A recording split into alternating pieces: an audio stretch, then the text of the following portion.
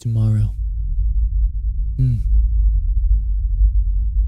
Tomorrow's just the day after today.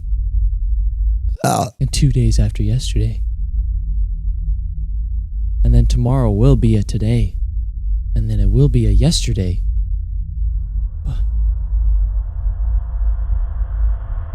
But tomorrow's today. What is it?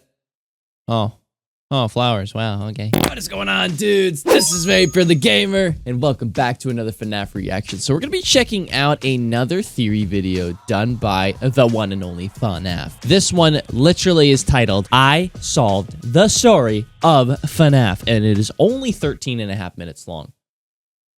That's all it took. This guy has been working day and night to try and solve this game completely, story and all. And I think we might have got it. Let's check out his theory today. So I'm not going to waste any more of your time. Everything will be linked in the description down below, so you can check everything out for yourself. Obviously, along with FuhNaff's channel for doing this crazy theory. And all the other ones, if you haven't checked them out already, please go check them out before checking this one out. A lot of checking. Check 1, 2, check. So we can play on this bad boy. In 3, 2, 1.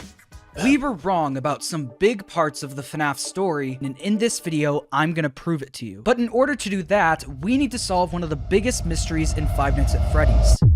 The box. Five Nights at Freddy's 4 was one of the most divisive games in the franchise. Mostly because no one could figure out what the story was really supposed to be, and it left too many questions on the table. Scott even acknowledged at one point that no one had figured out the true story of the game. That was until MatPat came along. In December of 2015, MatPat uploaded his infamous Dream Theory video. And although it came with a bunch of backlash, I think the community has collectively agreed that the Dream Theory is what Scott intended to do with FNaF 4. But one thing that's remained a mystery to this day is the box. When you beat the game, this box appears on screen with the words, "Perhaps some things are best left forgotten for now." This quickly became one of FNaF's biggest questions. What's in the box? In October of 2015, during MatPat's FNaF livestream featuring other FNaF YouTubers, Scott started leaving hints on ScottGames.com. In retrospect, these hints were obviously pointing towards Dream Theory. What's seen in shadows is easily misunderstood in the mind of a child, but most importantly, in the FNaF 4 minigame, why would Toy Chica be missing her beak? This was Scott trying to say that the reason Toy Chica is missing her beak in FNaF 2 is because the crying child saw a literal Toy Chica missing her beak. All of the FNaF games were reflections of the crying child and the plushies, toys, and shadows he saw in his life. Foxy even turns into a plushie when you shut the closet door on him. So the way that Scott was hinting at Dream Theory was pointing out the literal toys and plushies that are reflected in the games. We've been so busy trying to figure out what's inside the box that we haven't thought of what the box actually is. So what's the box? It's a toy box, filled with the toys and plushies that led to him having the nightmares we experienced throughout the series. If you Google trunk for toys right now, you'll find that there's plenty of examples of this exact box being a toy box. But as we see in FNaF 4, the box is locked. That's because the crying child is dead, and the memories and toys that started all of this are now locked away, destined to be forgotten, at least for now. Need more proof? In Security Breach Fury's Rage, the final boss is this more recent. A giant slug with keyholes and a bunch of toys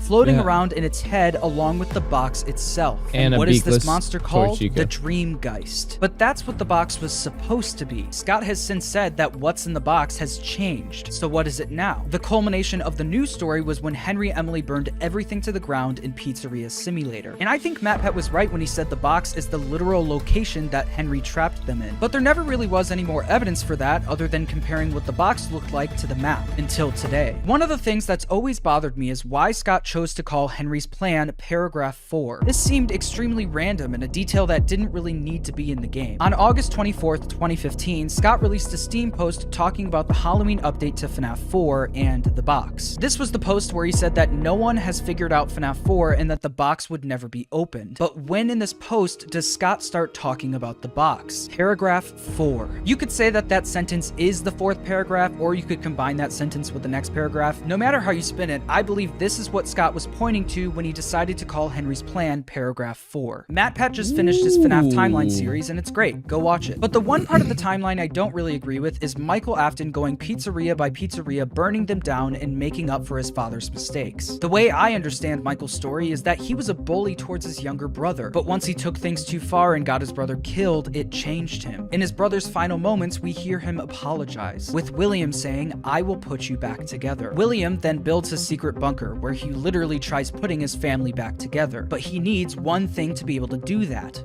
Remnant. After Michael learns that his dad could bring his brother back, he starts going pizzeria to pizzeria not to burn them down, but to help collect all of the haunted endoskeletons that could be used to make Remnant. The reason Michael gets fired for tampering with the animatronics and odor is because he was literally dismantling the animatronics that had corpses in them, and that phone guy repeatedly emphasizes are smelly. But while this father and son duo were busy murdering and dismantling animatronics, one other person came into the picture. We don't have a replacement for your ship yet, but we're working on it. We're going to try to contact the original restaurant owner. I think the name of the place was Freddy's Family Diner or something like that. It's closed for years, though. I doubt we'll be able to track anybody down. After William Afton strikes at the FNaF 2 location in 1987, he says that they're trying to find a replacement for the current security guard and that they're going to try reaching out to Henry. This was the moment that Henry became aware of what's going on and actively tried stopping it. Phone Guy refers to Henry as the original owner. We're going to try to contact the original restaurant owner. I think after what happened at his restaurant, Fredbear's Family Diner, he lost the company. It was his animatronic that bit the crying child, and it was outside of his pizzeria that his daughter was killed. This is why he had to make the mediocre melodies in FNaF 6. He no longer has the rights to the original Freddy gang because of what happened at Fredbear's Family Diner. But even after losing the company, he wanted to make sure that what happened to his kid didn't happen to anyone else. In order to do that, he started working as the nighttime security guard, having to use a fake name because of what happened in his past. He then worked at the FNaF 2 location months after it was shut down. We know this because Phone Guy says, "Hello and welcome to your new summer job." But our paychecks say it's November. What we see in FNaF 2 is the result of them contacting Henry. Henry starts his work at the FNaF 2 location, but is still getting attacked by the animatronics because William tampered with their facial recognition systems. Someone may have tampered with their facial recognition systems. Henry works his 6 days out of the week and takes the 7th to rest. But the minute he decided to rest, Michael came in and took all of the endos from the toy animatronics. His first day on the job. Henry failed, but he wasn't about to give up. The new CEO of Fazbear Entertainment reassures everyone that they'll be back, even if they have to shrink their budget and reuse the old animatronics to do so. It was between Fredbear's Family Diner closing and the 1987 location opening that the new CEO came into play. In FNaF 1, we see the new CEO follow through on their plan. They can't reuse the toy animatronics because their endos were taken by Michael, so they're forced to reuse and fix up the old withered animatronics. These animatronics were already possessed by the kids who were killed in the original Freddy Fazbear's Pizza before the FNaF 2 location opened. By now, I'm sure you've noticed the older models sitting in the back room. Those are from the previous locations, but they were just so ugly, you know, and the smell. The FNaF 1 location in 1993 didn't close because there were more murders. It closed because of Fazbear Entertainment's bad reputation. No one wanted to go to the new pizzeria because of what happened in their past, so the 1993 location shut down. But Michael once again went back to guard the abandoned pizzeria, and on the final night, his father dismantled the animatronics. But as we see in the FNaF 3 minigames, the spirits of the dead kids fought back and kind of successfully killed William Afton by getting them spring-locked in the suit he used to kill them. This had to have happened now because William Afton used that suit to kill the kids in 1987 that now possessed the toy animatronics. We had a spare in the back, a yellow one.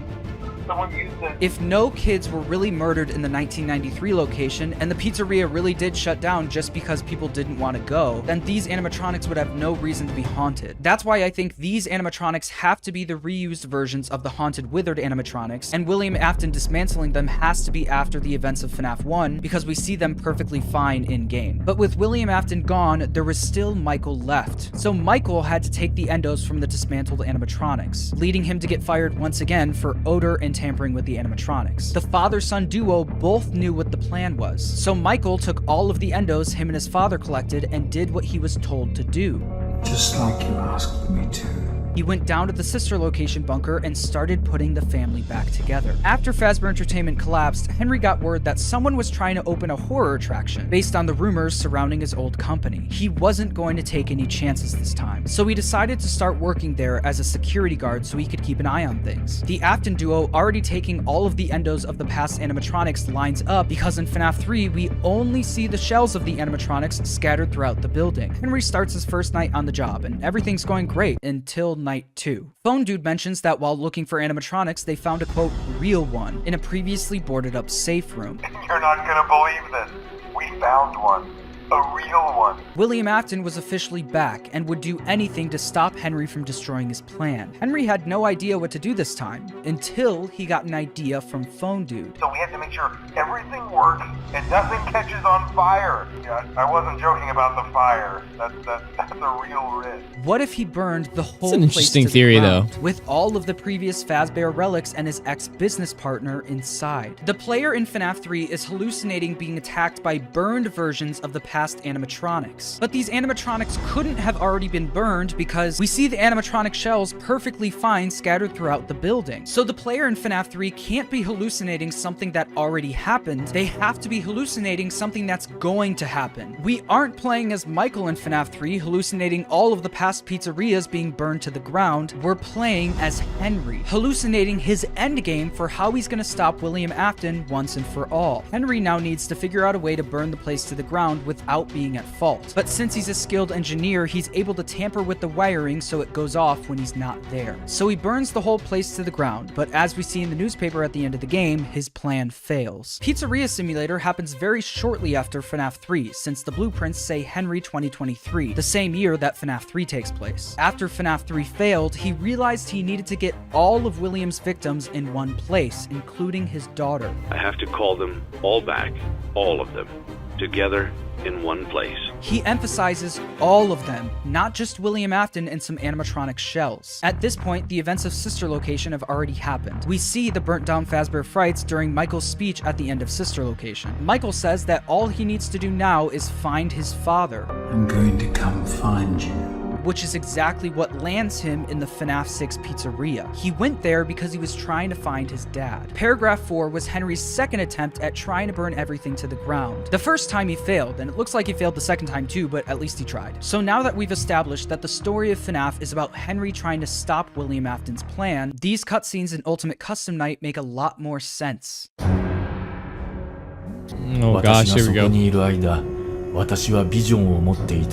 I think in retrospect, these were meant to represent the battle between Henry and William. Henry is the bear, William is the fox, and Michael is Mangle. In these cutscenes, the common theme is that the bear keeps coming up with new plans to stop the fox, but none of them work, which is what we see in FNaF 2, FNaF 3, and now Pizzeria Simulator. Like I said, Henry is meant to be Freddy in these cutscenes. This lines up with the Ultimate Guide saying that Henry was known for wearing the Fredbear costume, and you can also see him holding a Freddy blueprint in the character encyclopedia. Now that we've established that Henry is the one known for burning down buildings, not Michael, let me ask you a question. Which character in this franchise is a version of Freddy Fazbear that is a good guy and that has recently burned down an entire mall? Glamrock Freddy. What if Glamrock Freddy was meant to be Henry, not Michael? I think instead of Glamrock Freddy being a big brother to Gregory, he was the father figure that the crying child always needed but never had. Even if you don't think Gregory's the crying child, Glamrock Freddy's personality more aligns with Henry's than it does Michael's. All he wanted was to stop William, and to make sure that what happened to his kid never happened to any other kids. Freddy says in the final Ultimate Custom Night cutscene, the sun sets and the land returns to darkness. But today it promises a new light, for the fox has fled these lands. For although my failures were many, it seems they can now be measured as a victory. But this is not the end. I will pursue the fox. I will find him in whatever land he has fled to. It is my destiny and it is his. Henry is not going to rest until Afton is stopped. This is a trait that runs in the family. It's in your nature to protect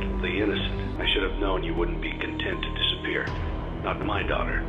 I couldn't save you then, so let me save you now. He couldn't protect his own daughter then, But I can protect you. but he can protect Gregory now. The story of Five Nights at Freddy's is about desperation. William and Michael were so desperate to get their families back that they were willing to destroy other families in the process, and Henry was desperate to stop him. In a recent interview, J-Top from Steelwool Studios talked about what makes a good villain. It's always about a person that has done something that has caused a situation and then getting their comeuppance is kind of like the heart of it. Like, why is Freddy Krueger popular? Well, it's a revenge story, isn't it? These aren't just like these supernatural forces that came out of nowhere to just hurt people and punish people, right? Like there were results of other wrongdoing. A good villain needs to have a good reason why they're bad. William and Michael definitely are the villains of this franchise, but their motivations lie deeper than just killing for fun. They were working together to try and rebuild their family. Their desperation blinded them as they started making everyone else pay for the mistakes they made. And if we learned anything today, it's that if William always comes back, Henry won't be far behind him. So, like,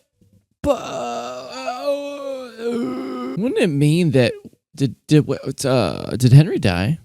Did he get the dead? Like, I mean, it makes sense. Like, the way he explains it, it really does make sense. I don't understand the whole, like, FNaF 3 phantoms not being burned. They look, like, burned, like, completely, unless it is a foreshadow. But for that to be Henry, it does make sense for him to be the one who burns down the buildings. And it makes sense that Michael is helping his father, even judging by the cutscene in Sister Location after you beat Golden Freddy mode or whatever it is. And he says, like, I did what you asked me to, all these things. Like, I think he's helping him. It does all line up. I just don't know until it's proven. Like, this is a great theory. It definitely is a great theory that Henry could be Glamrock Freddy. It does make sense. And I like this theory. I do. But we just need a little bit more. I just need something. I just need it to be proven at this point. Let's just watch the damn movie. But guys, that was my reaction to FNaF's I Solved the Story of FNaF. This is a great theory, and I would love to know your thoughts in the comments. Hope you guys enjoyed. Everything will be linked in the description down below, so you can check everything out for yourself, obviously, along with FNaF's channel. Please go subscribe to John if you enjoy these type of theories. He's actually pretty in-depth, and it does make a lot of sense, and I suggest you go check out the other ones. I wonder if Jason Blum's gonna, release something, being that I think today's the last day, or yesterday was the last day of filming the FNaF movie. He said tomorrow. But what's tomorrow? It is tomorrow. I want to know what tomorrow is.